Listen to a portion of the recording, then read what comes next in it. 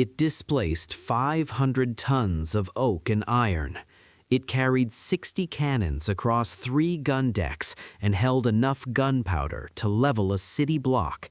It could sail from Seville to Havana and back, loaded with more gold than most kingdoms would see in a decade.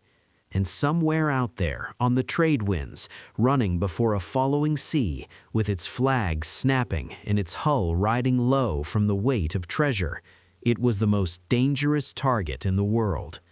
Every pirate alive dreamed of capturing one. Almost none of them ever did. This is the story of the galleon, the floating fortress that defined an era, broke empires, and made the most dangerous men alive look small by comparison. Before we dive in, comment down below where in the world you are watching from, and don't forget to click subscribe. To understand why the galleon mattered, you have to understand what the world looked like before it existed. In the early 15th century, European maritime powers were making the transition from coastal traders to ocean-going empires. The ships they had were adequate for the Mediterranean, adequate for the North Sea, and adequate for the slow, careful coastal routes that had sustained European trade for 1,000 years. But they were entirely inadequate for what the age of exploration demanded. The Portuguese were the first to push south along the African coast. The Spanish were the first to push west across the Atlantic. Both nations needed ships that could do things no vessel had ever been asked to do. They needed ships that could survive months at sea without resupply. They needed them to carry enough cargo to make the immense investment of the voyage worthwhile. And crucially, they needed vessels that could defend themselves in brutal waters where there was no navy, no harbor, and no help coming. The caravel, which Columbus used on his 1492 voyage, was a brilliant design for exploration. It was fast, highly maneuverable, and could sail closer to the wind than almost any contemporary vessel. But it was small. A caravel could carry perhaps 50 tons of cargo. When the Spanish started pulling unimaginable amounts of silver out of the Americas in the 1530s, they needed something bigger, much bigger. The galleon evolved from the carrack, a massive, high-sided merchant vessel that had been the backbone of European ocean trade in the early 16th century. The carrack was capacious but sluggish and dangerously top-heavy. The Spanish shipwrights who developed the galleon kept the massive size, but lowered the forecastle, the raised structure at the bow, shifting the ship's center of gravity dramatically. They lengthened the hull relative to the beam, added dedicated gun decks that ran the full length of the ship, and created something entirely unprecedented, a vessel that was simultaneously a heavy warship and a massive cargo carrier, capable of defending its own contents across thousands of miles of open ocean.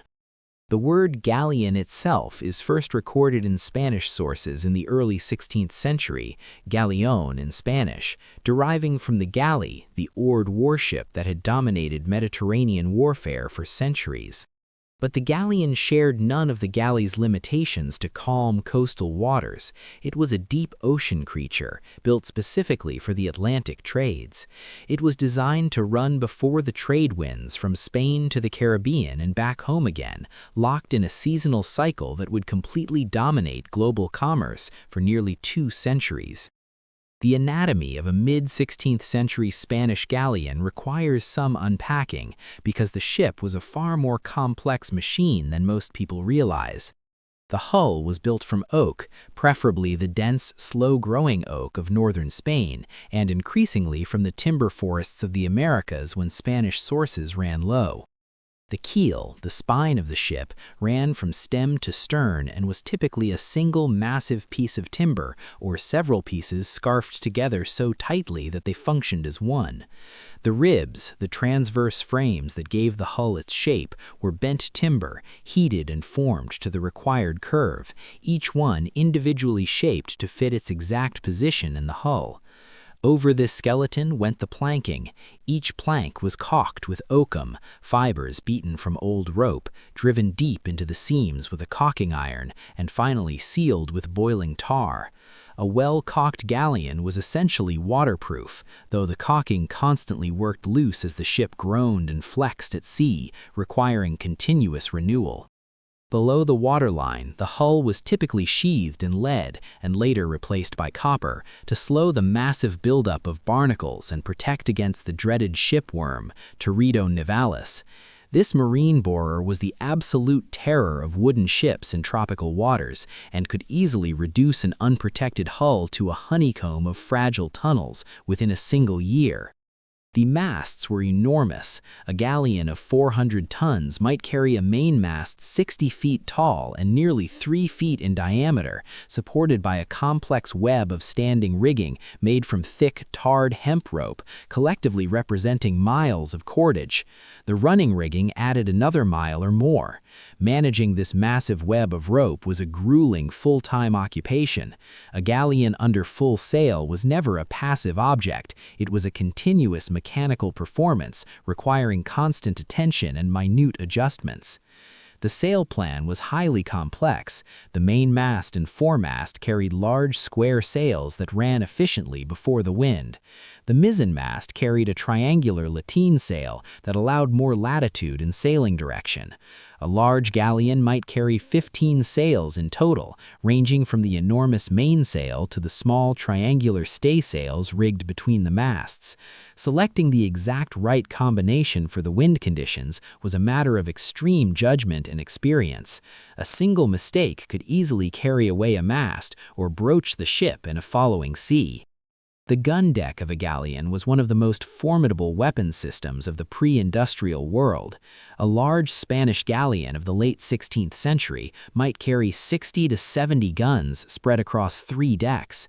The lower gun deck, closest to the waterline, carried the heaviest artillery, the culverins and demi-culverins. These massive guns could throw a 12-pound solid iron ball a range of 500 yards with lethal accuracy and considerably further with less precision. The middle gun deck carried medium artillery, known as Perriers. The upper gun deck, along with the forecastle and stern castle, housed the lighter swivel guns and devastating anti-personnel weapons. The guns themselves were absolute masterpieces of 16th century metallurgy. A bronze culverin was cast in a single pour, the molten metal flowing into a sand mold around a clay core that would be broken out after cooling.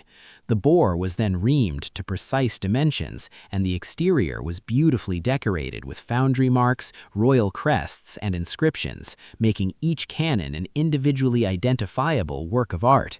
The gun weighed between 2,000 and 4,000 pounds and was mounted on a 4-wheeled wooden carriage that allowed it to be run out through the gun port, fired, and violently kicked back in by recoil for reloading. Reloading, however, was the critical constraint. Even a highly drilled Spanish gun crew of the 16th century required 2 to 3 minutes to reload a heavy gun.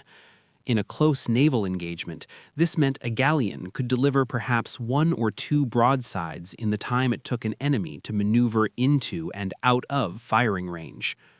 The English naval system of continuous fire, where individual guns were run out, fired, and reloaded in sequence, was designed to maintain a relentless rain of shot rather than one single concentrated broadside. The Spanish, however, preferred the massive synchronized broadside. This reflected a tactical doctrine assuming that a single devastating salvo would entirely cripple an enemy before they could even respond.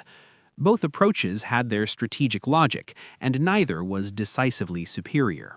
The physical effect of a single 12-pound iron ball striking a wooden ship was catastrophic. It didn't just punch a hole, it shattered the thick oak planking into a blinding storm of jagged wooden splinters that were just as lethal as the cannonball itself. Splinters the size of a man's arm, driven at impact velocity, could decapitate, amputate, and disembowel in a fraction of a second. The gun deck of a struck ship instantly became an abattoir. The Spanish solution to this horror was to keep their gun decks long and their crews widely dispersed, ensuring a single shot would kill fewer men. It wasn't a solution that eliminated casualties, it simply managed them. The treasure fleets that this galleon system was designed to protect represented one of the most extraordinary logistical operations in human history. Twice a year, a massive convoy assembled in Seville and later in Cadiz and set sail for the Americas. The outward voyage was divided into two distinct fleets. The flota sailed to Veracruz in Mexico, serving the Viceroyalty of New Spain. The galeones, confusingly sharing the same name as the ship type, sailed to Nombre de Dios and later to Portobello in Panama, serving the Viceroyalty of Peru. Both convoys wintered in their respective ports, trading Spanish manufactured goods for American silver and other commodities. In the spring, they reassembled at Havana, where the two fleets merged into one combined armada and made the perilous return voyage to Spain together, escorted heavily by the Armada de la Guardia, a specialized guard squadron of purpose-built warships. The sheer scale of silver flowing through the system was staggering. Estimates of the total silver extracted from the Americas and transported to Spain during the 16th and 17th centuries run into the billions of pesos.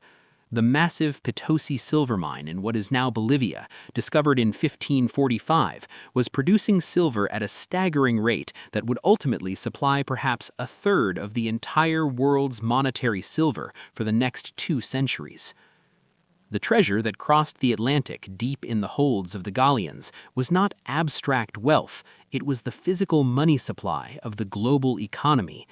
Its safe arrival in Spain and its subsequent circulation, paying off Spain's debts to Italian and German bankers, flowing into the cloth markets of the Netherlands, buying spices in Lisbon, and eventually enriching the economies of every trading nation in Europe, was the very engine that drove the massive economic expansion of the 16th and 17th centuries. Therefore, the ship that carried this treasure was not simply a merchant vessel or a warship, it was a critical, load-bearing pillar of a global financial system. When a galleon was lost at sea, whether to a hurricane, piracy, or naval combat, it was not just a tragic sinking, it was a sudden shock to the global monetary system that could bankrupt banking houses in Genoa and Amsterdam, spark mutinies by delaying the pay of Spanish armies in the Netherlands, and stall the financing of diplomatic missions in half a dozen royal courts across Europe. The Spanish crown understood this reality with painful clarity. That is exactly why the treasure fleet system was organized with such elaborate, paranoid attention to convoys, armed escorts, and strict timing. The pirates who dreamed of capturing a galleon were dreaming of much more than simple theft. They were dreaming of the economic equivalent of robbing the central bank. A single fully loaded galleon could carry 500,000 pesos in silver, the equivalent of the entire annual tax revenue of a medium-sized European state. A pirate who took such a prize could retire as royalty. A crew of them could purchase a small sovereign nation. No wonder the dream was absolutely universal, and no wonder the Spanish crown invested so heavily in making that dream practically unrealizable. The defenses of the treasure fleet were layered in ways that almost no pirate force could ever penetrate. First, the convoy system itself made intercepting an individual ship extremely difficult. A pirate ship or even a pirate fleet confronting a tight convoy of 20 or 30 ships, several of which were heavily armed, purpose-built warships, was facing odds that no rational calculation could make attractive. The collective firepower of the convoy was overwhelming. Furthermore, the merchant galleons themselves were far from defenseless. Even the most heavily cargo-laden galleon carried enough heavy guns to make a single pirate ship's attack a suicidal endeavor. Second, the timing and routing of the treasure fleet were treated as the highest state secrets. Departure dates were never announced publicly. Routes were constantly varied within the natural constraints of the trade winds. Known pirate haunts were given wide berths whenever possible. The pilots who navigated the galleons were the best paid and most rigorously trained sailors in all of Spain, men who knew the dangerous shoals of the Caribbean with the intimacy of a lifetime's experience, and who could navigate by dead reckoning across thousands of miles of featureless open ocean to arrive within days of their estimated time. Third, the individual galleons themselves were physically fordable fortresses. Taking a galleon by boarding was absolutely nothing like the romantic, swashbuckling adventure that popular culture suggests. A galleon at anchor, her towering decks lined with heavily armed soldiers who knew their own lives depended on repelling boarders, was one of the most lethal environments on Earth for an attacker. The Spanish troops who guarded the treasure galleons were not ragged sailors pressed into service. They were professional, battle-hardened infantry, trained to fight in tight quarters, heavily equipped with muskets, steel pikes, and bladed weapons, and highly motivated by the grim knowledge that pirates rarely took prisoners when the prize was a king's ransom. Francis Drake is the pirate or privateer, depending entirely on whose flag you flew, whose brazen attacks on the Spanish treasure system came closest to realizing the ultimate dream. His legendary circumnavigation of the globe from 1577 to 1580 included the capture of the Nuestra Señora de la Concepción, better known by its crude Spanish nickname, the Cacafuego, off the coast of Ecuador. The Cacafuego was loaded down with newly minted silver from the Peruvian mines. When Drake's men finally broke open her reinforced holes, they found enough silver, gold, and jewels to require 3 full days of heavy labor just to transfer the loot to Drake's ship, the Golden Hind. Drake arrived back in Plymouth a staggeringly wealthy man. Queen Elizabeth secretly took her share of the massive proceeds, which was reportedly enough to pay off England's entire national debt, with enough left over to fund the Levant Company. But Drake's massive success was built on a vast intelligence network, a high degree of secret royal backing, and a level of personal, calculating ruthlessness that the average pirate could never replicate.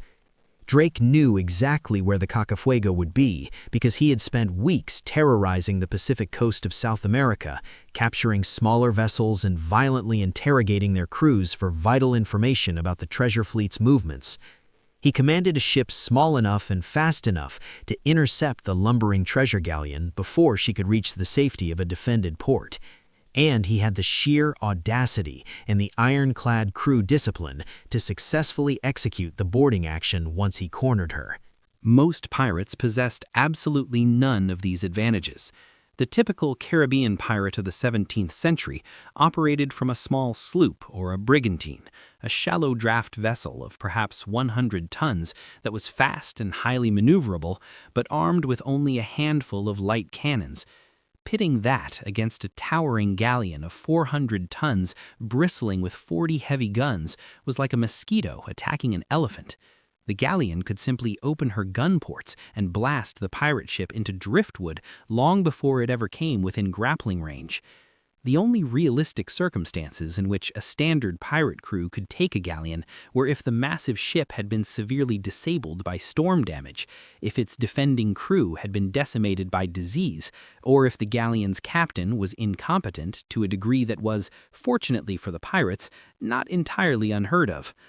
Bartholomew Sharp's daring Pacific raid of 1681 illustrates both the extreme difficulty and the occasional possibility of the enterprise. Sharp's company actually crossed the treacherous Isthmus of Panama on foot, seized a Spanish vessel by surprise, and spent months raiding the unprotected Pacific coast, eventually capturing the treasure ship Rosario. His success depended entirely on operating in a remote theater where no real naval defense existed, simply because no English pirate had ever managed to get there before.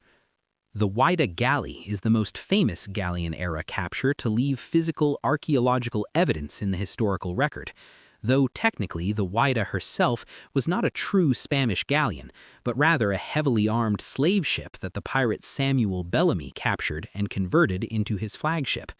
Bellamy, known as Black Sam for the long, dark hair he wore unpowdered in an era of fashionable wigs, took the Whydah in February 1717 off the coast of Cuba. Over a few weeks of relentless raiding, she accumulated a massive fortune. When marine archaeologists finally discovered her wreck off the coast of Cape Cod in 1984, they found that treasure still scattered across the cold sea floor. The ship's bell, the encrusted cannons, the silver coins, the rusted weapons, All of it serves as physical, material evidence of exactly what a successful pirate capture actually looked like at the moment of its greatest triumph and at the violent moment of its ending. Bellamy and most of his crew drowned when the Whydah was driven onto the shores of Cape Cod in a brutal nor'easter just 3 months after they took her. The treasure went to the bottom with them and stayed heavily guarded by the ocean for 2.5 centuries. But the physical legacy of the treasure galleons is not strictly confined to pirate wrecks. The massive galleons themselves, when they inevitably sank from catastrophic storms, naval combat, or fatal navigational errors, went down with unimaginable cargoes that have obsessed treasure hunters ever since. Take the 1715 Spanish Plate Fleet disaster, when a monstrous hurricane off the coast of Florida sank 11 out of 12 vessels in the heavily laden, homeward-bound fleet. It scattered millions of silver coins and priceless artifacts across miles of the Florida coastline. Scavengers and divers have been pulling treasure from those wrecks since the 18th century, and the sands continue to yield new finds well into the 21st. Then there is the legendary Nuestra Señora de Atocha, sunk in 1622 during another horrific hurricane off the Florida Keys. She was finally discovered by treasure hunter Mel Fisher in 1985 after a grueling 16-year search, yielding over $400 million worth of silver bars, gold, and raw emeralds, making it one of the most valuable shipwreck discoveries in human history. The era of the Spanish Galleon began to sharply decline in the late 17th century for reasons that were partly technological and partly strategic. The English and Dutch navies began aggressively developing line-of-battle tactics during the grueling Anglo-Dutch wars of the 1650s and 60s.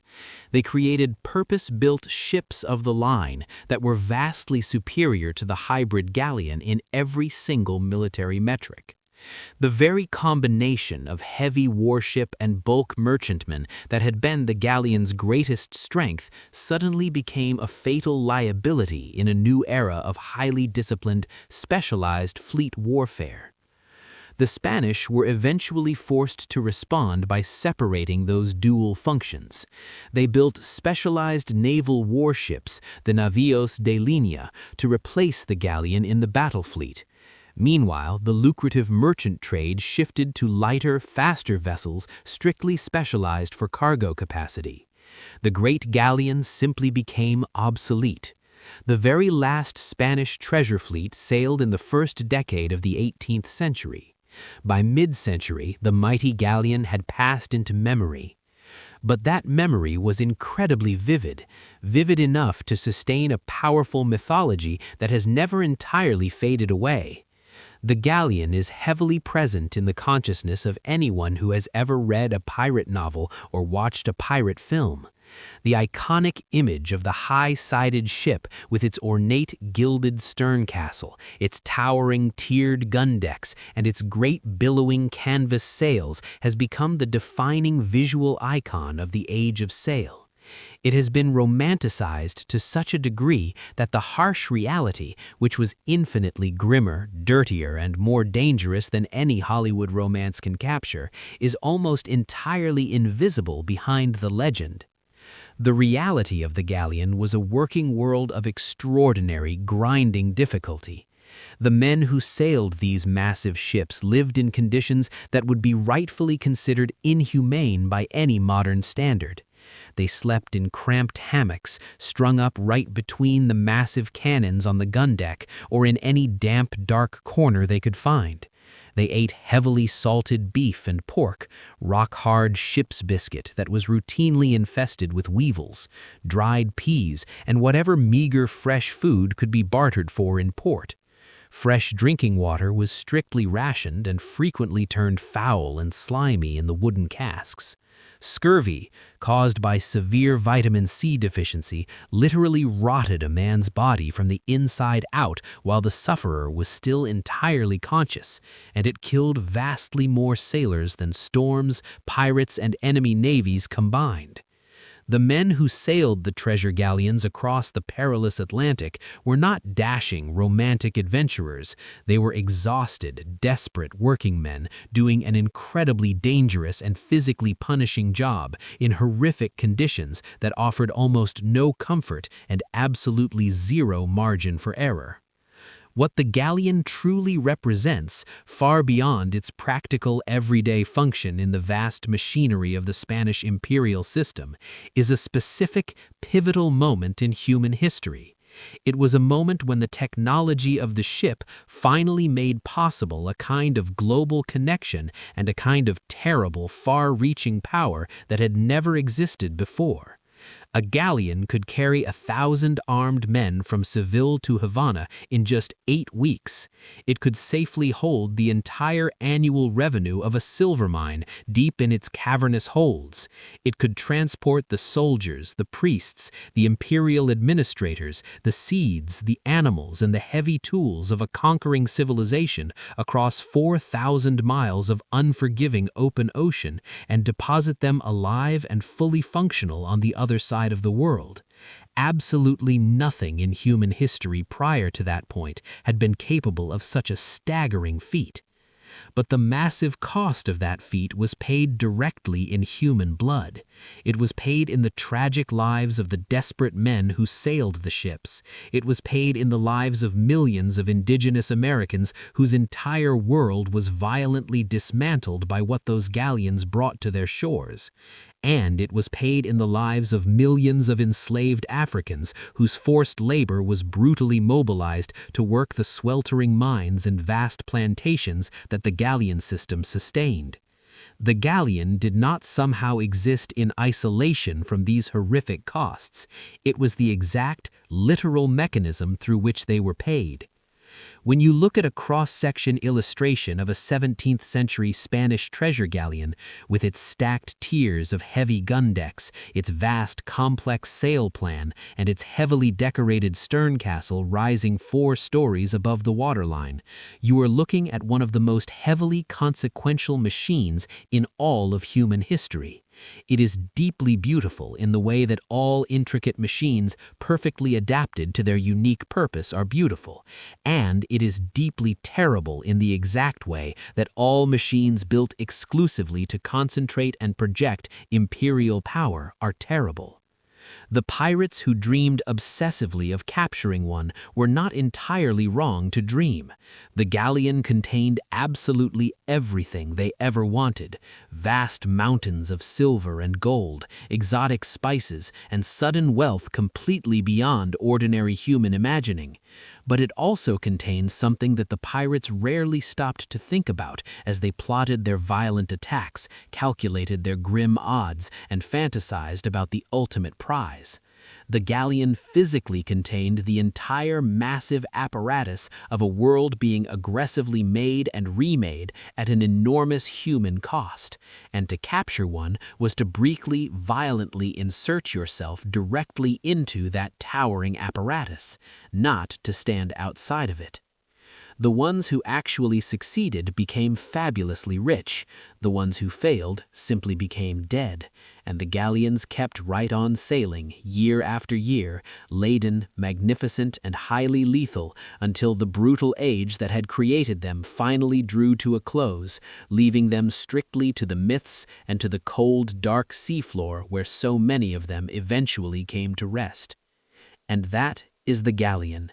It was the most powerful commercial weapon ever constructed during the age of sail. It was a machine that continuously moved the entire world's money across its deepest oceans for 2 solid centuries. A machine that armed itself with 60 heavy guns to protect the empires it funded. A machine that decisively defeated almost every single pirate who ever dared to come at it, and a machine that finally sank not to enemy action, but strictly to time, to evolving technology, and to the slow, inevitable obsolescence that eventually takes us all. The dream of capturing a galleon was ultimately the dream of capturing the world itself. Most men who tried it quickly found out that the world did not surrender easily. Thanks for watching, and we will see you in the next one.